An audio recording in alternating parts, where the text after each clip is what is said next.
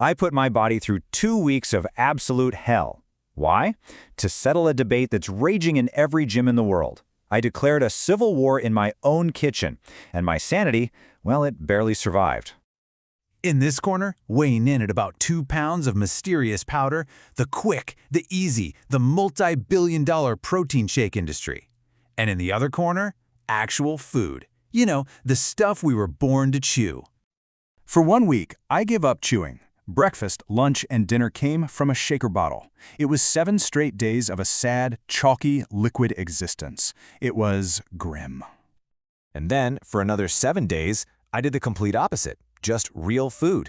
My kitchen became a disaster zone, my sink was a crime scene, and my poor jaw was begging for a break. I made it, I survived, and what I discovered about being hungry, building muscle, and just pure human misery is going to change the way you look at that protein tub forever.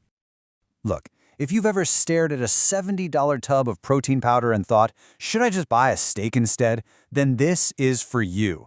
I went through nutritional whiplash to find the answer. So do me a solid, hit that subscribe button right now because we're about to get into it. Oh, and let me know in the comments what insane food challenge I should survive next. All right, let's dive in.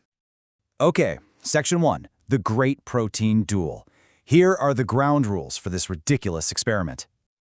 The whole thing lasted 14 days, 2 weeks. The one golden rule was that my total protein intake had to be exactly the same for both weeks.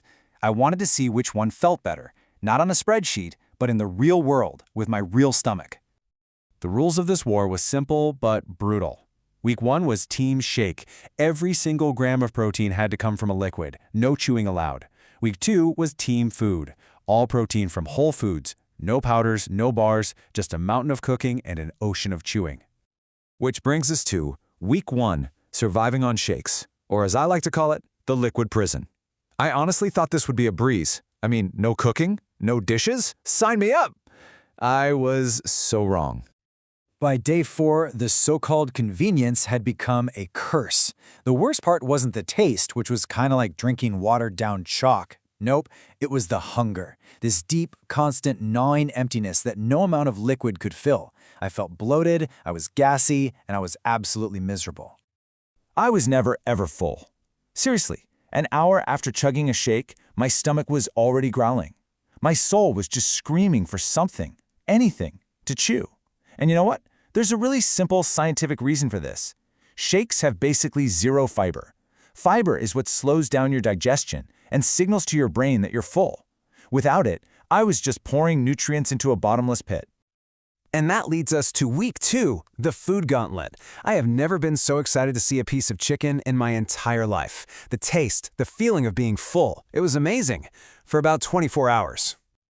And then reality crashed the party. Do you have any idea how much food you have to cook to hit your protein goals? It is staggering. My life just became this endless cycle of cooking, eating, and scrubbing pans. My fridge was packed, my grocery bill was frankly terrifying, and I'm pretty sure my jaw got a better workout than the rest of my body.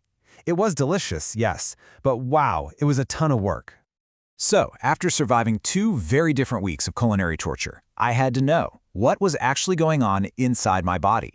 This is the science behind the fight, and this is where it all started to make sense.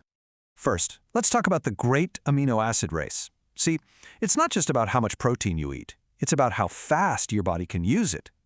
And it turns out different proteins are in a very different hurry. This right here explains everything. Think of whey protein like a sprinter. It gets absorbed super fast, floods your system, and then, poof, it's gone. That's why I was starving an hour later. But something like beef? That's a marathon runner. It digests slowly, feeding your muscles a steady stream of amino acids for hours. It keeps you feeling full and fueled. But wait, it gets even more interesting. It's not just about the protein itself, it's about the team it brings along with it. Let's talk about the egg's secret weapon, something called the food matrix. This is so crucial. Protein powder is just that, isolated protein. But a whole food, like an egg, is a whole team. The egg white is mostly protein, sure, but the yolk, that's the support crew. It's got vitamins, minerals, and fats. And studies show that this support crew actually helps your body use the protein more effectively for building muscle. You're not just getting the bricks, you're getting the whole construction crew. And here's the final nail in the coffin. We're all conditioned to think shakes are the ultimate protein source, right? Well, they're not. A standard shake might have, 20 grams of protein? Now look at this. A small chicken breast has 26 grams. A cup of Greek yogurt has 25. These are protein shake killers, and they're probably already sitting in your fridge. So, after 14 days of this protein war, after all the blending and all the chewing and digging through the science, a clear winner has emerged. So, here it is, the verdict. Food wins. It's not even close. My experiment proved it. Our bodies are just built for real food. It keeps you fuller, longer. It gives you a wider range of nutrients, and it just works better for building muscle. Shakes are fine as a backup plan, a tool for a crazy day, but they should never be the foundation. That convenience comes at a cost, and that cost is feeling full and getting all those vital micronutrients. So I've got to know, what's the one protein food that you could absolutely never live without? After this experiment, for me, it's a steak, hands down. Drop your answer in the comments below. I'm really curious to see what you guys say. Thanks for coming along on this wild ride.